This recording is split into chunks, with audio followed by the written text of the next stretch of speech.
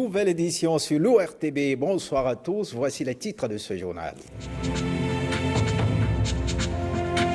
Plus de 221 000 candidats composent les épreuves du certificat d'études primaires au Bénin. L'examen est lancé ce lundi sur toute l'étendue du territoire national. À suivre le point de nos reporters dans cette édition. Le Conseil économique et social s'approprie le projet Assurance pour le renforcement du capital humain Arche. Le dit projet a été présenté aux membres du CUS. On en parle dans cette édition.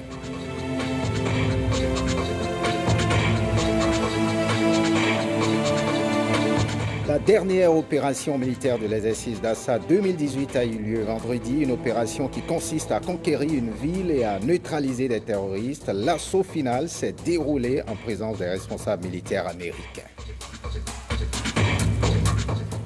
Bienvenue, si vous nous rejoignez, les épreuves écrites du certificat d'études primaires CEP ont effectivement démarré ce lundi dans le département du Littoral. Le lancement officiel a eu lieu à l'école primaire publique Bégamé Sud en présence des autorités de la ville de Cotonou et du sous-secteur de l'enseignement primaire. Ghislain Kogué, Calvados Armand. C'est parti pour les épreuves du certificat d'études primaires dans le département du Littoral. Le lancement officiel dans le département a été effectué à l'école primaire publique de Bégamé Sud. Ici, tout a bien commencé. Nous avons des agents de sécurité pour assurer la sécurité des lieux. Nous avons des agents de santé si éventuellement il y avait des malaises au niveau des enfants qui pourront intervenir correctement. Tous les surveillants sont là, le chef centre, tout est mobilisé pour que tout se passe bien et qu'on atterrisse bien. 268 inscrits sont répartis ici dans cette salle de composition. 152 des candidats sont de sexe féminin. Nous avons appelé l'attention des élèves sur le calme et la tranquillité qui doivent régner parmi eux pour que les compositions se déroulent normalement.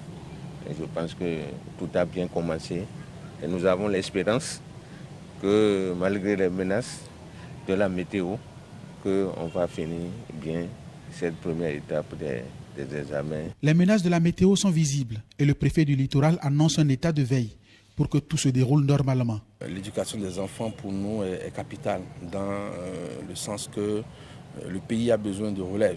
Et par rapport à ça, c'est heureux que l'année ne soit pas blanche. Au niveau du littoral, nous sommes dans une période où il y a la pluie, mais nous sommes en train de juguler la situation. Et là où les inondations sont accentuées, comme l'avait su, nous avons déplacé le centre d'examen à un autre centre. Le centre d'examen de Aguilawadje 1 est inondé. Les candidats sont orientés vers le complexe scolaire Bon-Berger, à 200 mètres du centre initialement prévu.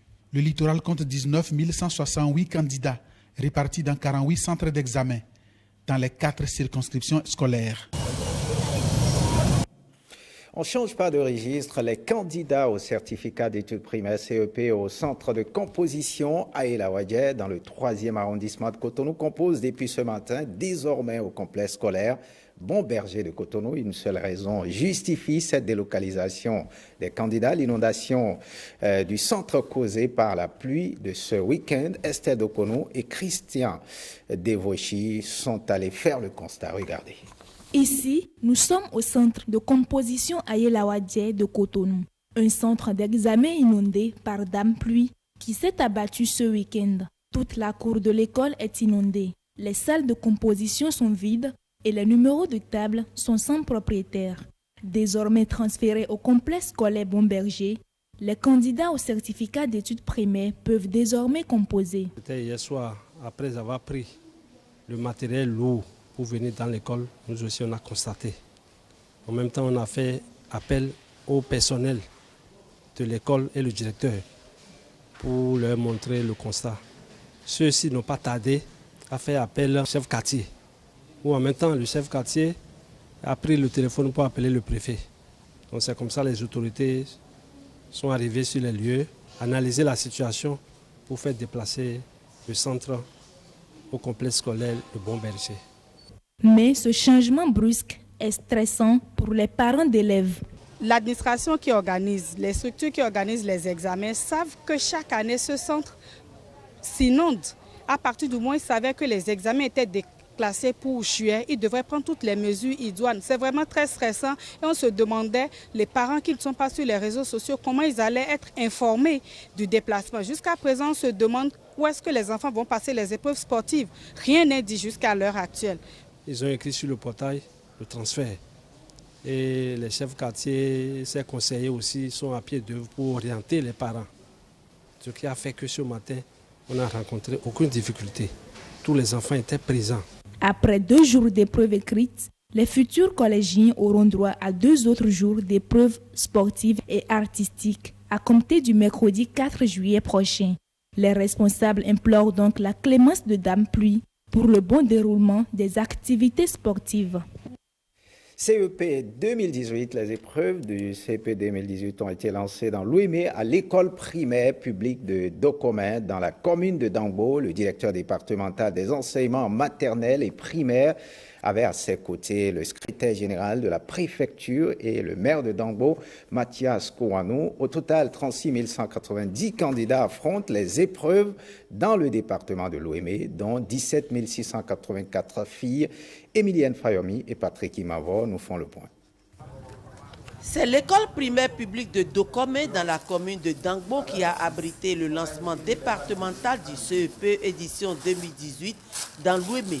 Présent sur les lieux, le secrétaire général de la préfecture, le maire de la localité qui ont assisté, le directeur départemental, M. Oussou Alain. Au total, 36 190 candidats affrontent les épreuves dans l'Ouémé, dont 17 684 filles. Ils sont répartis dans 99 centres et 1031 salles. On est venu vous soutenir, comme je viens de le dire.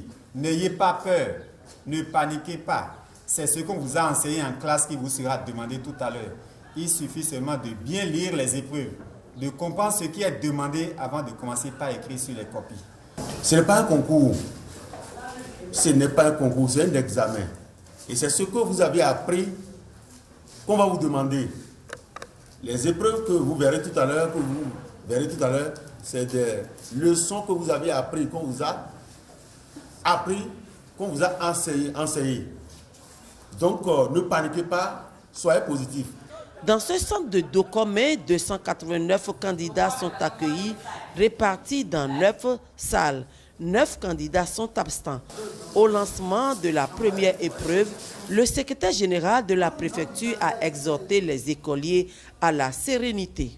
Ce n'est pas un concours, le maire vient de tout à l'heure, mais c'est les méritants qui auront vraiment la chance de passer l'étape et avoir le succès. Donc, comptez sur vous-même, ne regardez pas à côté. Il vaut mieux être seul que d'être mal accompagné. Parce que vous ne savez pas si celui qui veut vous souffler, ce qui veut écrire est juste. Donc il faut compter sur vous-même. Je sais que vous avez appris vos leçons, vous êtes prêts pour l'examen et que Dieu vous accompagne simplement. Et après cette épreuve, demain en venant, ne changez pas d'habit. Parce que en changeant d'habit, vous pouvez oublier votre carte d'identité alors que vous en avez besoin pour poursuivre la composition. L'année scolaire sans couleur s'achève ainsi et concrétise la détermination des enseignants à toujours remplir leur devoir patriotique. Direction le Septentrion, dans le département du Borgou. Ils sont plus de 20 000 candidats à plancher pour l'obtention de ce diplôme. La cérémonie officielle de lancement des épreuves a eu lieu à Parakou, à l'école primaire publique SNTN, par le préfet du Borgou, Alexis Sassoba et Dorcas Tito. Le top est ainsi donné pour le démarrage des épreuves écrites du certificat d'études primaires. Il est 8 heures au centre d'examen de l'école primaire publique SNTN dans le 3e arrondissement de Parakou. Ici, ils sont au total 373 candidats à plancher répartis dans 10 salles de composition avec 20 surveillants. Il faut dire que nous avons dans le département 21 109 candidats, dont 10 135 filles qui composent, et cet effectif compose dans 74 centres dans tout le département. Et bien évidemment, il faut dire que le plus grand centre en effectif, c'est le centre de Bouyakou dans la commune de Niki, qui a 532 candidats.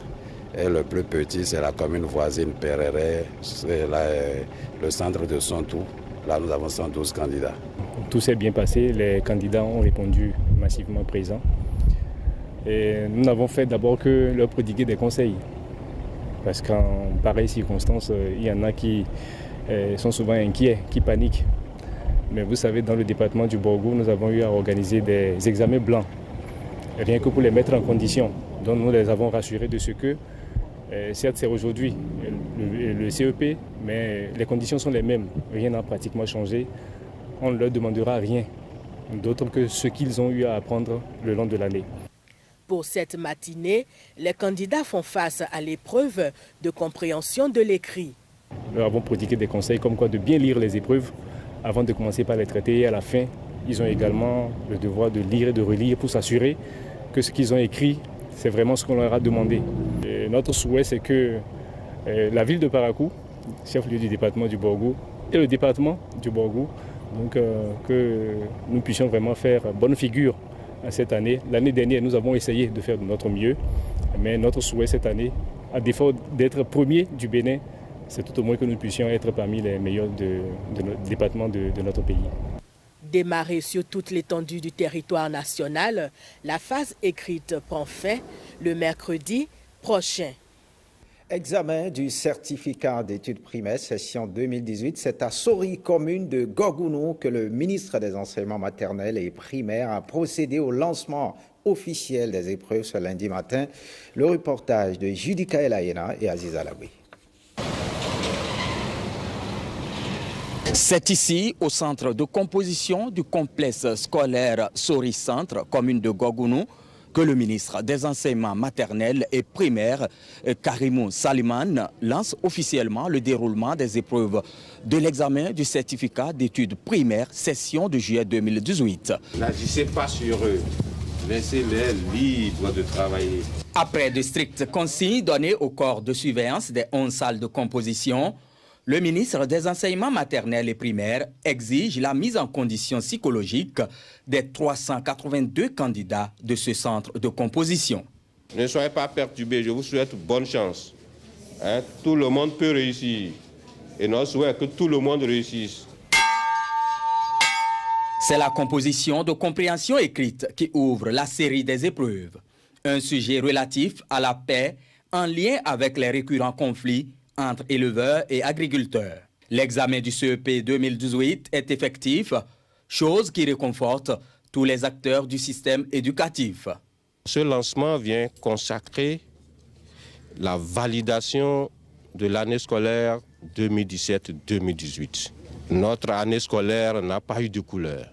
Et c'est à l'honneur et c'est à l'hommage de tout le monde, de tout le peuple béninois, de tous les enseignants, de tous les ordres d'enseignants. Ceci, c'est un pari que nous venons de gagner. Et l'autre défi qui reste à relever après ce CEP, ce serait encore le défi de la rentrée scolaire.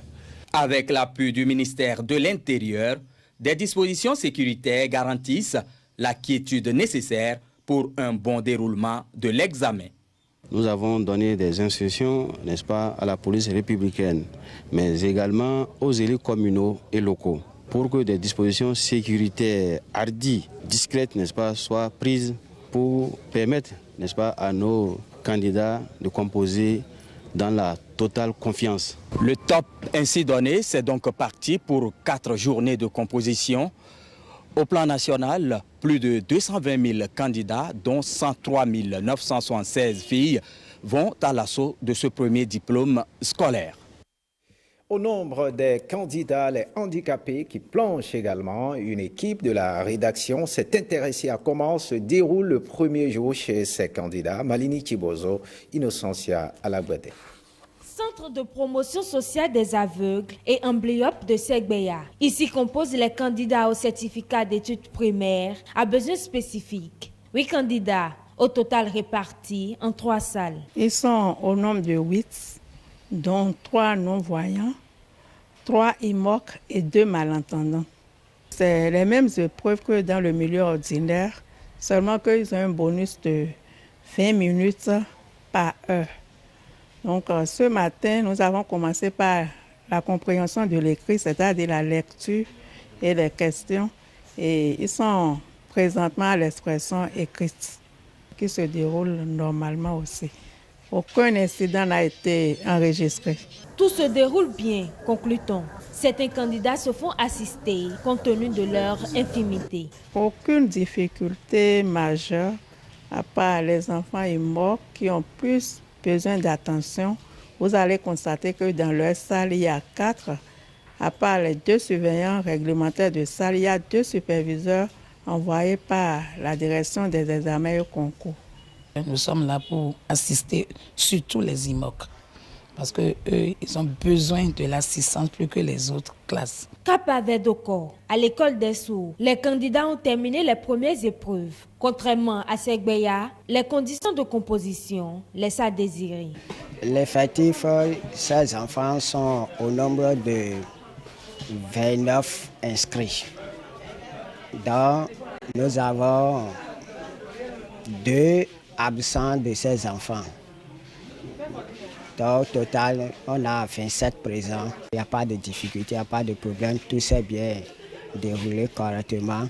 Seulement que c'est au centre que nous avons des difficultés. Vous-même, vous pouvez constater. Il y a l'accès dans le centre, ce n'est pas favorable aux enfants parce que comme il y a eu pluie, il y a l'eau un peu partout.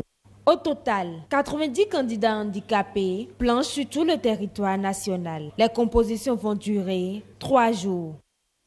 Autre actualité, après certains départements du pays, c'est au tour de celui du plateau d'accueillir ce week-end la cérémonie d'installation officielle de sa coordination de la plateforme Talon 10 ans, une organisation qui se propose de vulgariser à la base les actions du chef de l'État, Guillaume Aviano, Brice Fongbo.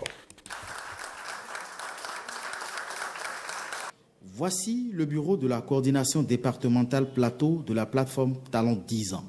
Un bureau installé ce samedi par les responsables au niveau national de l'organisation avec pour entre autres objectifs exposer aux populations à la base du département du plateau les réalisations du gouvernement à leur profit au titre du PAG et le soutenir. Si nous sommes là dans les départements pour l'installation des départements, c'est comment d'abord faire que même jusqu'au fond du pays, même dans les villages, même dans les hameaux, dans les familles, les gens sentent les actions du chef de l'État. Parce que si nous n'avons pas des représentants, même dans les hameaux, pour le chef de l'État, qui vont essayer de relayer l'information de ces activités que le chef de l'État mène sur le terrain, nous ne pouvons pas le faire. Raison pour laquelle, pour un bon travail du terrain, nous avons jugé bon d'installer nos coordinations dans les départements qui vont nous aider à leur tour d'installer les coordinations communales et les coordinations dans les arrondissements. Le bureau installé ne se fait pas d'illusions. La tâche va être rude, tenant compte du contexte socio-économique du pays. Ses membres estiment toutefois qu'à cœur vaillant, rien d'impossible. La tâche, elle sera grande. Elle sera très très grande. Il est temps qu'à s'inquiéter maintenant, là, on puisse au moins entendre notre voix. Et qu'on sache que nous-mêmes, on a besoin de beaucoup de choses à s'inquiéter. Le plateau en général, il y a Kétou, il y a Pobé, il y a Etadjebou, il y a Ifan, il y a Djawere. Tu ne peux pas être maire, cadre administratif de ton département et rester et croiser les bras pour dire voilà, de jour au lendemain, le PR va faire tomber tel projet, tel projet. Il faut courir pour montrer l'impact, n'est-ce pas, que ce projet aura dans ta localité. Des villages qui sont restés dans l'obscurité pendant tout le temps. Je prends par exemple Doké, un village de la commune de Banibé, où depuis 10 ans, 15 ans environ, les populations courent pour que l'électricité, le minimum peut venir. On n'a pas eu l'électricité jusqu'à présent. La finalité, c'est de déblayer le terrain pour un éventuel nouveau mandat du président Talon à la tête du pays, au cas où celui-ci serait tenté. Le cadre de concertation des jeunes des collines vient de boucler 1 an d'existence. L'événement a été célébré à Dassa ce week-end avec la participation des militants sympathisants du cadre de concertation et la présence de diverses personnalités. Françoise Zissou et Mérida Coinsoton. Il y a 1 an, ces mêmes acteurs s'étaient retrouvés à Dassa pour mettre sur pied le cadre de concertation des jeunes des collines, CCJC. C'était le 10 juin 2017. Après donc 1 an d'exercice, ils ont décidé de se retrouver à nouveau toujours à Dassa pour une brève analyse du parcours effectué. C'est avec beaucoup de fierté que j'informe toute l'assistance que le cadre de concertation des jeunes des collines se porte aujourd'hui à merveille. Le CCJ Colline a traversé à un moment donné une période de crise. Crise très vite maîtrisée et saluée de tous. Le CCJC est comparable au roseau. Le roseau est très fragile en apparence, mais quelle que soit la tempête, il peut aller et peut pencher vers la gauche ou vers la droite, mais jamais ne tombe et se relève toujours. Ainsi sera se creuser dans l'intérêt de la jeunesse des collines, parce que c'est vous qui allez prendre la relève, une relève que je souhaite de qualité. À l'image de notre leader charismatique aujourd'hui, M. Patrice Talon. Alors je voudrais seulement demander au CCJ Colline, à ces jeunes très courageux, de continuer comme ça, puisque ce n'est que à travers ces engagements que nous allons réussir, que la jeunesse va réussir. Mais pour un nouveau départ et une restauration de la confiance, de grandes décisions ont été prises. Ainsi, à la suite des délibérations, l'Assemblée générale décide à l'unanimité. M. Brice Doche est définitivement démuni de ses fonctions de président du cadre de concertation des jeunes des collines. M. Arnaud Dagbelou est confirmé au poste du président du cadre de concertation des jeunes des collines pour le reste du mandat. Et au niveau communal, les coordonnateurs des différentes communes des collines ont été officiellement félicités pour leur engagement dans le travail. Et en matière de travail, le CCJ Colline a encore beaucoup à faire. Il s'agira désormais prioritairement de servir de charpente pour l'union véritable des aînés et personnalités des collines qui soutiennent le président Patrice Talon. Il faut assurer la veille permanente pour la promotion des plus jeunes compétents des collines de nos communes. Et on est dans une dynamique, à quelques endroits, de créer un cadre de concertation des jeunes du Bénin de façon nationale. Au-delà du CCJ, le moment est venu pour la jeunesse de se serrer les coudes, de travailler main dans la main pour relever les défis qui s'imposent à elle. Désormais, le cadre de concertation des jeunes des collines est attendu sur le chantier des actions. Actions démarrées ici même avec la remise d'équipements au groupement des différentes communes des collines chargées de la propreté des lieux. Pour sa journée bilan de la 1 du CCJ Colline, militants et sympathisants du cadre ont eu droit à l'entame de la cérémonie à une communication. Thème: jeunesse et politique à l'ère du nouveau départ. Protéger les plus démunis et réduire la précarité au Bénin, c'est l'objectif que s'est fixé le gouvernement du Bénin en initiant le projet H. La présentation du document conceptuel du projet aux membres du Conseil économique et social s'est déroulée ce jeudi 28 juin au Conseil économique et social. Malini Chibozo et Iva Godopassi. Environ 2 millions d'habitants au Bénin, classés pauvres extrêmes, selon le projet Arche. Une situation critique qui inquiète le gouvernement. Afin de réduire la précarité, le projet Arche, entendez Assurance pour le renforcement du capital humain, a été lancé. À travers ce projet, l'exécutif veut adopter une nouvelle stratégie intégrée, plus inclusive d'extension de la protection sociale pour améliorer le bien-être des populations, surtout celles du secteur informel. En effet, on s'est rendu compte que 94% de la population béninoise vit dans des activités informelles. Mais c'est ceux-là qui contribuent en grande partie, 68%, à la production nationale. Et quand on les examine, ils sont dans l'informel, ils n'ont pas accès à des mécanismes de protection sociale mis en place par l'État. Quand on dit H, qu'est-ce qu'on nous devons retenir de H? On doit retenir que c'est le principal mécanisme de mise en œuvre des mécanismes de protection sociale au Bénin. Et c'est une offre intégrée de 4 services de protection sociale que sont l'assurance maladie, la formation, le crédit et l'assurance retraite, orientés vers les acteurs du secteur comme l'agriculture, le transport, le commerce, qui autrement n'ont pas accès à des mécanismes de retraite quand ils finissent de travailler. Conscient que l'on ne peut y arriver seul, le gouvernement entend associer tous les acteurs concernés pour un dialogue inclusif autour de cette initiative. C'est ce qui explique les présentes assises. En décidant d'organiser un dialogue inclusif autour de cette initiative, le gouvernement veut imprimer un nouveau dynamisme au processus de conception et de mise en œuvre de ce dispositif en y associant tous les acteurs concernés.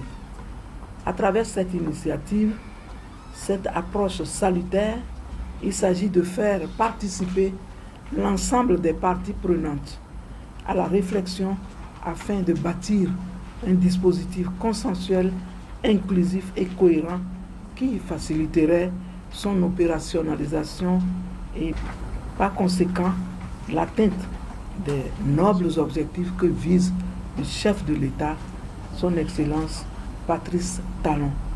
Comprenez donc que votre implication est indispensable dans la réussite de ce projet duquel la population impatiente tirera grand profit. Des échanges entre les membres du Conseil économique et social et les acteurs sociaux ont suivi. L'assurance pour le renforcement du capital humain est évaluée à un coût d'environ 3 milliards de francs CFA sur une durée de 5 ans. Les femmes du ministère du cadre de vie contribuent à la reproduction du bois d'œuvre et à la reforestation. Elles ont mis en terre ce week-end 5000 plants sur 2 hectares dans la commune de Kétou, département du Plateau. Plus de précisions dans ce reportage signé Jérôme Ombo. Le point focal genre du ministère du cadre de vie et du développement durable apporte sa contribution à la journée de l'arbre. Une formelle manière pour ces femmes de contribuer à la reforestation en vue de la production du bois d'œuvre pour l'Office national du bois, l'ONAB. On connaît bien l'importance de la plante puisque c'est un poumon, un réservoir en matière de changement climatique. Tout ce qu'une plante peut nous apporter, les retombées de l'arbre. Nous menons cette activité aujourd'hui pour contribuer, marquer la présence de la femme dans le reboisement. C'est dans ce cadre que les femmes ont choisi marquer leur présence ici aujourd'hui pour quand même montrer le soutien de la femme du ministère du cadre de vie afin que nous puissions dire haut et fort, nous avons contribué à un développement économique de la forêt du ministère du cadre de vie. Aidées des autorités, elles ont mis en terre 5000 plants sur 2 hectares dans la commune de Kétou. C'est avec plaisir que nous avons choisi ce domaine qui n'est qu'une portion de ce qu'on vous réserve. On vous réserve au moins 20 hectares. Ça va porter votre nom, d'ici 20-30 ans. Mais déjà d'ici 10 ans, déjà nous allons commencer à avoir quelques produits à partir des éclaircies. C'est pour contribuer à la production de bois d'œuvre. Parce qu'on a souvent fait le reboisement dans les villes. Mais on a compris qu'il faut accompagner l'ONAB pour qu'il y ait assez de bois d'œuvre pour contribuer à la croissance économique en réalité. Parce que c'est une entreprise du ministère qui produit suffisamment. Alors nous sommes dit, les femmes du ministère, accompagner les femmes du ministère pour qu'ils en fassent davantage. Donc je voudrais aussi profiter pour remercier le DG ONAB qui nous a accompagnés avec l'activité. Je dois aussi remercier le coordonnateur du projet reboisement intensif qui a accompagné l'activité. Nous voulons dire aussi que chaque année, les femmes sont prêtes maintenant à reboiser davantage. Ainsi, les femmes du ministère du cadre de vie et du développement durable n'ont pas vécu inutilement. Après 2 ans d'interruption, les acteurs du secteur eau et assainissement se retrouvent pour faire le point des gestions 2016-2017, une rencontre qui a connu la forte présence des partenaires techniques et financiers et la société civile. William Tchoki. Ils sont pour la plupart des acteurs du secteur eau et assainissement, tous assis autour d'une même table. Ils sont là pour faire le point du chemin parcouru après 2 ans d'interruption. Elle a aussi l'occasion de présenter les points forts de l'année 2018 et les perspectives 2019-2021 dans un souci d'atteindre les objectifs du gouvernement en matière d'approvisionnement en eau potable, de gestion intégrée des ressources en eau et d'hygiène assainissement de base pour le plus grand bien de nos populations. Évaluer l'exécution du budget de programme 2016-2017, ils vont aussi trouver les voies et moyens pour une gestion harmonieuse et coordonnée de l'ensemble des programmes devant permettre l'atteinte de la noble ambition de l'eau potable pour tous d'ici 2021. Désormais, nous devons réfléchir grand, mais aussi vite, et agir vite, car les défis sont ambitieux, immenses et excitants. Le volet assainissement reste depuis toujours le parent pauvre de ces deux secteurs vitaux. Les partenaires techniques et financiers l'ont rappelé, ils veulent croire à un nouveau départ pour un mieux-être des populations. Le sous-secteur d'hygiène et d'assainissement de base mérite une meilleure attention à celle dont il bénéficie aujourd'hui. Des milliers de communautés rurales ont adopté des meilleurs comportements en hygiène et assainissement suite à l'intervention de l'assainissement total piloté par les communautés. Toutefois, cette avancée dans le sous-secteur est fragile et menacée par des réformes institutionnelles qui sous-estiment peut-être un soutien nécessaire pour leur aboutissement et montrent une logique de financement qui a atteint ses limites. Selon les données du programme conjoint OMS-UNICEF publié en 2017, 55% de la population béninoise, soit plus de 6 millions de personnes, n'ont pas accès à une infrastructure d'assainissement et pratiquent encore la défécation à l'air libre. L'eau et l'assainissement occupent une place de choix dans le PAG, le programme d'action du gouvernement. Le ministre l'a rappelé, il invite les acteurs à appréhender les atouts pour l'atteinte des objectifs. Accès à un dispositif de lavage des mains à l'eau. Direction chez les forces armées, la dernière opération de l'exercice Dassa 2018 a eu lieu ce vendredi 29 juin à Dassa au 5e bataillon interarmes. C'est une opération qui a consisté à conquérir une ville et à neutraliser des éléments terroristes qui sèment le désordre et l'insécurité. L'assaut final s'est déroulé en présence des responsables militaires américains, togolais et bien entendu béninois. L'opération est résumée ici par Justin Poguet et Igor Ayossor. La fiction est aussi vraie que la réalité. Dans l'agglomération de Adidjaville, la vendeuse de bouillie fait ses affaires. Les hommes discutent sur la place publique. À l'église, le culte est en cours. À quelques kilomètres de là, le premier bataillon d'artillerie mixte basé à Cana déloge les rebelles avec des salves de 120 mm. Les hors-la-loi qui arrivent à s'échapper s'emparent de l'agglomération.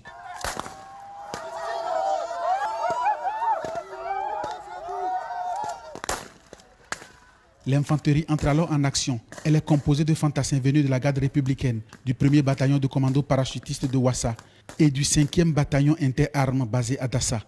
Mais avant, les démineurs du génie militaire neutralisent les mines et explosifs posés sur les voies d'accès. Le 1er groupement blindé de Cotonou et le 2e basé à Ouida appuient les manœuvres des fantassins. L'armée régulière finit par prendre le dessus. Les assaillants sont neutralisés. La paix revient à Adidjaville. Au rapport, les appréciations sont positives. Je viens de constater que l'armée de terre est vraiment bien entraînée pour mettre à l'abri des conséquences d'une attaque terroriste dans les villes.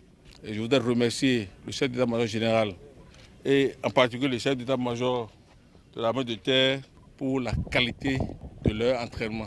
Ce que j'ai vu aujourd'hui, ça me rassure. Ce qui se passe dans les pays de la sous-région nous interpelle. Le Bénin n'a pas encore connu d'attaque. Nous ne souhaitons pas en connaître. Nous faisons tout pour l'éviter, mais nous devons être prêts pour pouvoir assurer la sécurité de nos populations en cas de besoin. L'exercice est une totale réussite et montre la bonne organisation et l'efficacité de l'armée béninoise. L'armée de terre du Togo invitée pour l'occasion est en admiration devant cette discipline et cette efficacité. On est venu assister à une démonstration qui nous a rassurés. Vous savez que la menace est globale aujourd'hui et ça nous rassure que de ce côté, l'armée béninoise est prête. Et que nous aussi, on a tiré beaucoup de leçons de tout ce qu'on a vu ici. Ça nous a démontré le professionnalisme de l'armée béninoise. Nous sommes très satisfaits. Pour l'armée béninoise, il s'agit de s'adapter aux nouvelles formes de menaces. La menace est dans les agglomérations. Par conséquent, vu que la menace a changé, nous avons effectué la bascule. pour que nos hommes dans les agglomérations puissent maîtriser les savoir-faire et être en mesure, en cas de survenance de crise, de réagir de manière prompte et de manière efficace. La réaction des hommes a été très appréciée. Les savoir-faire sont là, mais cela ne veut pas dire que nous n'avons pas constaté des insuffisances. Côté matériel, nous avons également éprouvé les matériels. Certains matériels n'ont pas répondu comme cela se doit. C'est aussi ça l'entraînement. Nous allons poursuivre la maintenance, poursuivre l'entraînement des personnels afin d'être toujours prêts, car on ne sait pas quand est-ce que nous allons être appelés à mettre notre expertise en œuvre. Action civilo-militaire du matériel de lavage des mains a été offert à l'école primaire publique de Ayetou, dans l'arrondissement de Rouéclé. Dassa 2018 a donné l'occasion à l'armée de terre béninoise de rappeler que sa devise est toujours d'actualité. Qui s'y frotte, s'y pique. Parlons du marché régional de l'électricité en prélude au lancement officiel du marché régional de l'électricité après les travaux des experts en énergie de la CEDEAO et à Cotonou. Les ministres du secteur dans la zone ouest africaine se sont réunis au Bénin Marina Hotel dans la matinée de ce vendredi 29 juin. Les assises ont été consacrées à la validation des recommandations des experts et aux travaux préparatoires du désormais marché régional de l'électricité. Lenaï Kabwazao et Bernard Diobri. Cotonou, carrefour régional de l'énergie. Ils sont tous ici présents ou représentés. Les ministres en charge de l'énergie dans les États membres de la CEDEAO. C'est une rencontre de haut niveau qui fait suite aux travaux des experts pour l'instauration d'un marché régional de l'électricité. Nous ferons le point de délibération de la réunion des experts où vous serez appelés à prendre des décisions sur particulièrement le règlement sur les sanctions appliquées au titre du marché régional de l'électricité, sur les études sur le développement de l'électrification rurale, ainsi que l'étude sur l'extension du gazoduc de l'Afrique de l'Ouest. Le Bénin, à l'instar des autres États de l'espace CEDEAO, est confronté à des difficultés d'ordre énergétique auxquelles le gouvernement du président Patrice Talon apporte d'énormes solutions. Le marché régional de l'électricité, dont les gemmes sont ici semées, s'inscrit dans cette même dynamique. Et c'est à juste titre que le pays est content d'abriter les présentes assises. La question de l'énergie est aujourd'hui au cœur de toutes les politiques de développement. Ici au Bénin, c'est notre principal obstacle à la croissance économique. C'est donc pour moi une grande satisfaction que cette réunion ministérielle sur l'énergie se tienne ici à Cotonou et surtout qu'elle consacre le lancement du marché régional de l'électricité de la CEDEAO. Ce marché est d'une grande importance dans l'architecture institutionnelle du secteur de l'énergie et dans le commerce transfrontalier ouest-africain de l'électricité vient à point nommé dans un contexte énergétique sous-régional perclus et ankylosé. Le marché à naître sera un pari gagné pour la CEDEAO. Il augure d'un lendemain meilleur en matière d'énergie électrique. C'est avec sourire que je veux vous dire qu'une nouvelle ère s'ouvre dans notre sous-région. Une ère prometteuse d'un avenir électriquement radieux pour le développement socio-économique de nos pays et par conséquent une amélioration des conditions de vie de nos concitoyens. À l'issue de la rencontre, une autre grande messe ministérielle est prévue pour marquer d'un sceau solennel le lancement officiel du marché régional de l'électricité de la CEDEAO. Les cadres du port autonome de Cotonou sont à l'école du code ISPS. C'est une formation d'une semaine initiée par l'autorité portuaire à leur intention et dont l'objectif global est d'œuvrer à rendre plus compétitif le poumon de l'économie nationale. Jérôme Ongbo et Francis Faton. Il est vraiment important qu'au niveau international, le port de Cotonou soit conforme, que les gens soient bien formés. Et en plus de la formation, il est bien sûr nécessaire que ce qu'on apprend est mis sur le terrain. Voilà tout le sens à donner à cette formation des cadres du port autonome de Cotonou. Les connaissances données concernent le code ISPS et se déroulent en plusieurs étapes. Il y a une formation purement théorique, classicale. Il y a des exercices qui vont être faits, des exercices de simulation, c'est-à-dire On va leur donner des cas et demander comment ils vont réagir. Donc ils vont devoir retomber sur la procédure ou s'ils n'en ont pas, ils vont devoir les établir. Et troisièmement, on va faire des exercices sur le terrain, vraiment. Par exemple, une fouille d'un véhicule, comment ça se fait? Que faut-il rechercher? Une fouille d'un camion, comment ça se fait? Dans des immeubles, lorsqu'on a une suspicion qu'il y a un paquet de suspects dans un immeuble, comment va-t-on chercher d'une façon sûre pour protéger le personnel, d'une façon à perturber le moins possible les opérations portuaires. La présente formation se déroule pendant une semaine dans l'enceinte portuaire à Cotonou. Cotonou pourrait bientôt sortir de l'eau. Une mission de la Banque africaine de développement effectue actuellement une évaluation concernant ce projet structurant, de même que celui relatif à la route du coton Djougou-Kéro-Ouassa-Banikwara. Au thème d'une séance de travail, le ministre d'État chargé du plan et le représentant de la Banque africaine de développement nous en parle au micro de Jérôme Humbo. Regardez. Le premier projet, c'est le projet d'assainissement pluvial de Cotonou. C'est un projet que beaucoup de gens connaissent ici déjà parce que plusieurs autres partenaires sont venus en discuter avec nous. La Banque européenne d'investissement, il y a quelques jours, la Banque mondiale, il y a 2-3 semaines, et la BOAD, qui, à la fin du mois de mars, déjà avait donné un accord pour financer ce projet qui vise à sortir la ville de Cotonou hors de l'eau. Ce projet est, comme vous le savez, entièrement financé déjà depuis le mois de janvier. Donc la BAD est venue faire sa propre évaluation de ce projet et nous sommes heureux d'avoir pu finir les conclusions, les discussions avec cette institution sur ce projet. Le deuxième projet est plus récent, il est moins connu. C'est le projet de la route Djougou, Kéro, Ouassa, Banikwara.